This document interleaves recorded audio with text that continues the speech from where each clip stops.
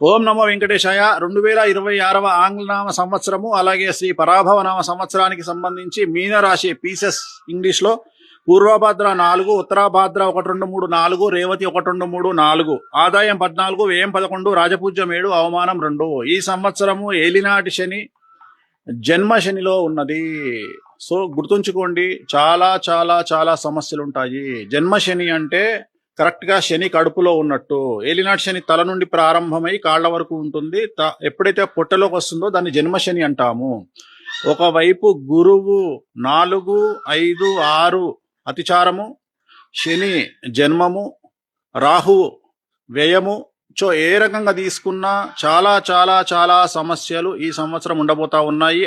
విపరీతమైన ధన నష్టము, ఆరోగ్య భంగము, సామాజికంగా గౌరవం దెబ్బతినడము, పని లేకపోవడము, భార్య సంపాదన మీద బ్రతకడము. అంటూ ఇంట్లో భార్య మాత్రమే సంపాదించే అవకాశము, స్త్రీలు మాత్రమే సంపాదించే అవకాశము, భర్తకు పని లేకపోవడము, విద్యార్థులకు విపరీతమైనటువంటి సమస్యలు, న్యాయపరమైన ఇబ్బందులు, పోలీస్ కేసులు, ప్రేమ వ్యవహారంలో చిక్కులు, ఫెయిల్ అవ్వడము, మార్కులు తక్కువగా రావడము, కొన్ని సబ్జెక్టులు ఫెయిల్ అవ్వడము, వీసాలు రిజెక్ట్ అవ్వడము, ఉద్యోగస్తులకు చాలా సమస్యలు, కేసులు, సిబిఐ, ఏసీబీ, సిఐడి కేసులు, పై అధికారుల వల్ల సమస్యలు, అలాగే రాజకీయ నాయకులకు ఫెయిల్యూర్స్ అంటే ఎన్నికలలో ఓటమి, ధన నష్టము, ప్రజల్లో చెడ్డ పేరు, అలాగే ప్రభుత్వంలో చెడ్డ పేరు, పార్టీలో చెడ్డ పేరు, ఉన్న పదవులు కోల్పోవడము, రైతులకు మొదటి పంట అనుకూలంగాను రెండవ పంట నష్టంగాను ఉండడము, రుణాలు చేయాల్సి రావడము,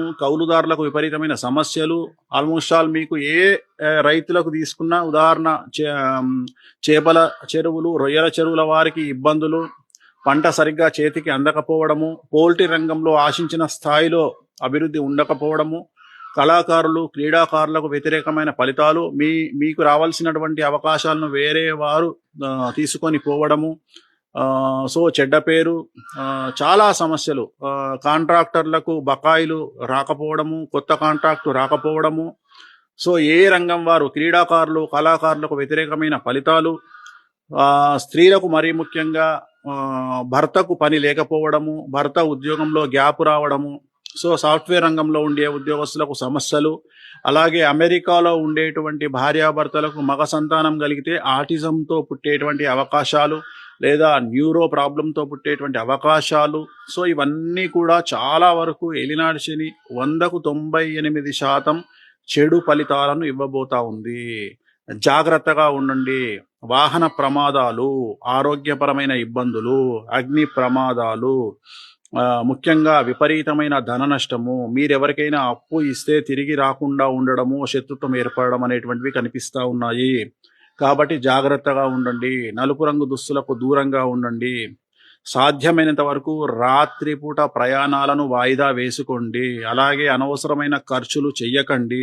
జాగ్రత్తగా ఉన్న డబ్బులను దాచుకోండి. ముందు ముందు మీకు డబ్బు అవసరం చాలా ఎక్కువగా ఉంటుంది.